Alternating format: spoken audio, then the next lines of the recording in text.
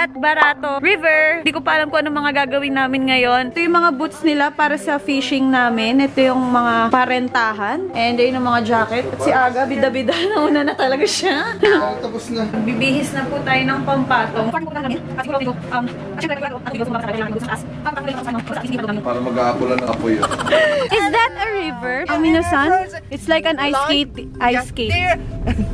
Charot lang.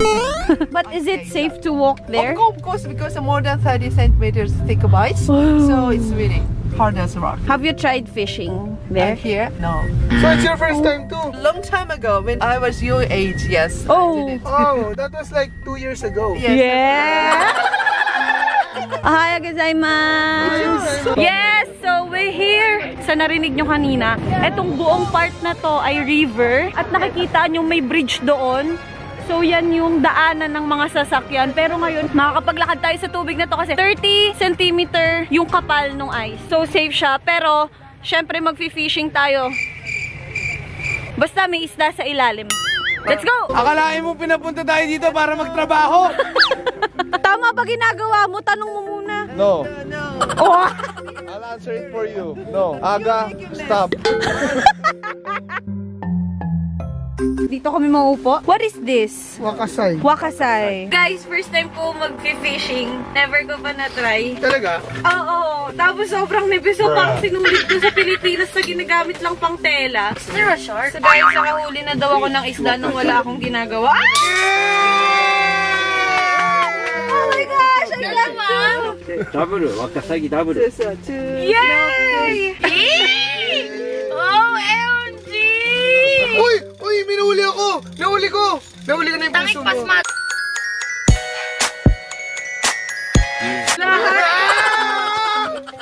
Oh!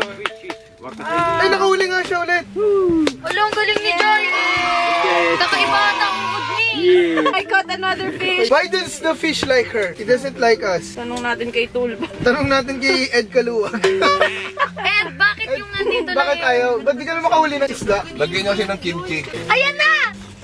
Titignan natin kung may nahuha. Ayan na! Ayan na! Ayan na! Love, shoot mo to! Ito na! Ito na! Oh my, I will hold it.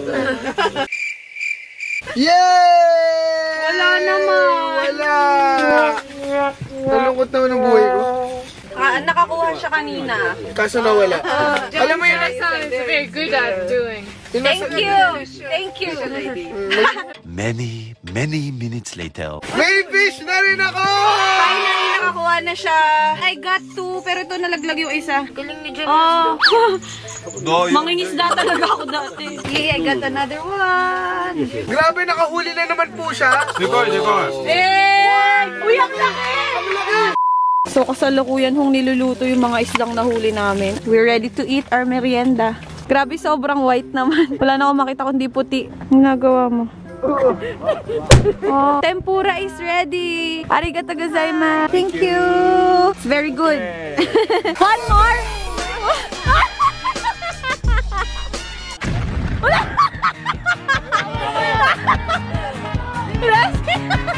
Tapos na po kami sa fishing smelt. Pabalik na kami sa van. So, on to the next destination. Let's go! Kakarating lang namin dito sa Otaru. Napakalaki niyang lugar. Kakagising ko lang. Hindi ko alam kung ilang minuto yung biniyahin namin. 30 daw, sabi niya. Pero sobrang wala kasing traffic dito. As in, dire-diretso lang yung biyahe namin. Kaya hindi hassle na pumunta sa ganito kalayong lugar. Sobrang lamig sa labas. Ang hangin na. Tapos, ang lakas pa ng ang hangin. So, ayan po, naglalakad ng maraming tao dito kasi sobrang dami ding mga magagandang lugar na pwede mong puntahan. Yes, sir! Napakalamig po. Hindi mo masyadong malamig. Parang Baguio lang, pero mas malamig. Hindi naman po masyadong malamig. Parang Baguio na mas malamig. Hindi masyadong malamig. Malayo ka ba? Oh my gosh! Pero sobrang laking tulong ng bonnet kasi hindi sumasakit yung tenga ko. Also, the mask. Pero hindi naman ako masyado nagmamask kasi baka hindi nyo maintindihan yung salita ko pag nagmask ako. So, okay, so this is the Otaru Canal.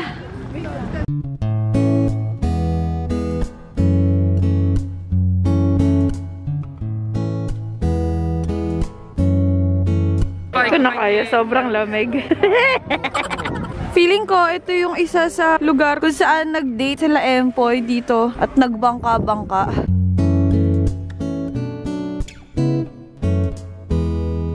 Nag-ayos lang ako ng aking itsura. Sobrang balot na ako. Malinaw naman ako, diba? Malinaw naman yung boses ko kahit papano. Si Aga din, nagpa-warm lang. Ay, ayun pala siya. Kaya mo pa. Tara. Nalalamig ako guys. Kailangan ko ng body. Hindi, sa diary ng pangit. Yun yung sabi ni James Reid. Napakalakas ng hangin.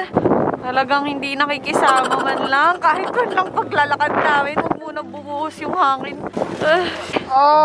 Okay ka na? Kanina, nandun kami. Diyan sa kabila. Ngayon, nandito naman kami sa dulo niya. Another side, another view. State of mind lang. Lamig na ako ngayon. Hindi ko na ma-feel yung pa ako. Parang tinutusok na lahat ng buong katawan ko. Pero isipin ko na hindi ako nalalamigan. Lamig, bilis! Papasok muna kami sa building kasi lahat ng pwede mong pasukan na restaurant, store, building is very warm. So makakatulong to. State of mind, state of mind. Ooh. Ayan, so currently po kami ay nagpapahinga dito sa loob ng souvenir shop na to. Ang sarap dahil napaka-warm. Do you wanna build a snowman? Come on, let's go and play. I never see you anymore. Come out the door. It's like you're gone away. And we are here kung saan kami magla-lunch. Ayan, so ito na po. Papasok na po tayo dito sa sushi store. Nakikita niyo po, sobrang lamig. Pero pagpasok niyo, napakainit kasi maganda ang temperature niya. May heater po siya.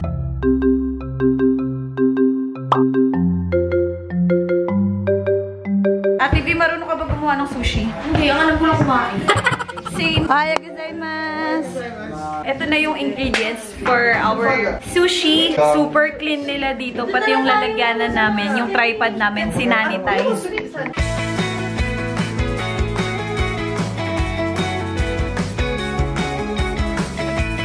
Lunchtime.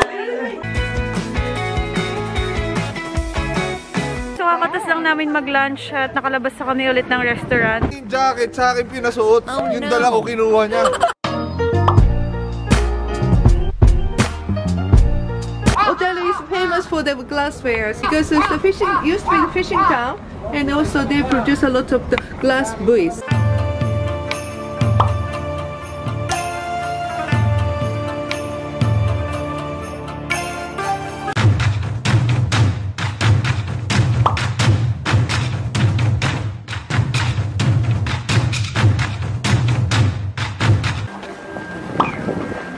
Dito po sa Music Box Museum ay merong iba't ibang klase ng music box.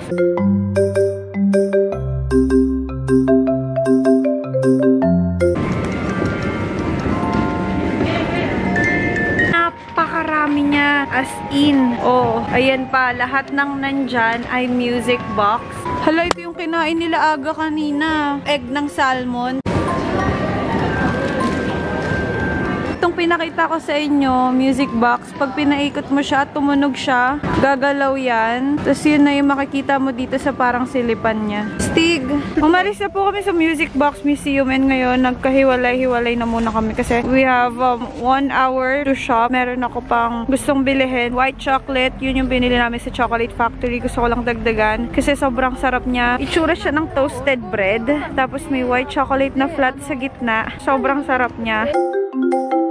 So, kakatas ko lang po mamili ng mga pasalubong for the second time. Tama ng aking pakiramdam. Sobrang lamig.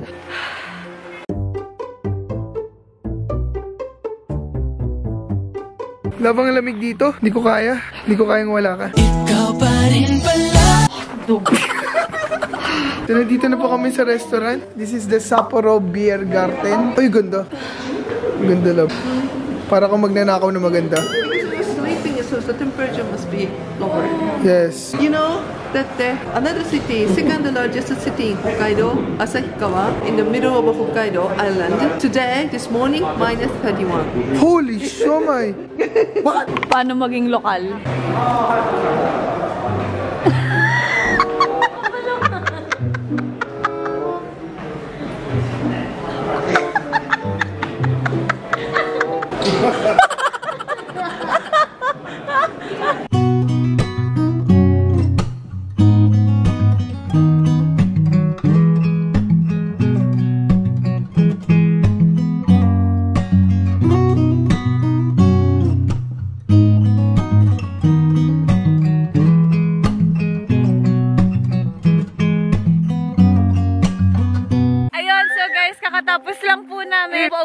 kami. Babalik na po kami sa aming pinagsistayan. We had a great time, great bonding, Great companions. medyo nakakalungkot kasi patapos na yung trip namin. Last day na lang. namin bukas. Sinusulit na talaga namin. Syempre, di natin alam kung kailan ulit mangyayari yung ganitong trip. Sobrang nagpapasalamat kami ulit sa AAB Company for Thank you so much, sponsoring AAB. this familiarization trip. Also, thank you very much Kinkin Nippon Tourist. Syempre, si Natsumi-san. Also, Amino-san. Sobrang kami nag-enjoy. Kaya nga, this is definitely one trip na hindi namin makakalimutan sa buong buhay Exactly. namin. So, ayun guys, ito na tatapusin ng vlog na to. Let's go. Thank you so much for watching this video. I hope you enjoyed, and if you did, please like and subscribe, and I'll see you on my next vlog.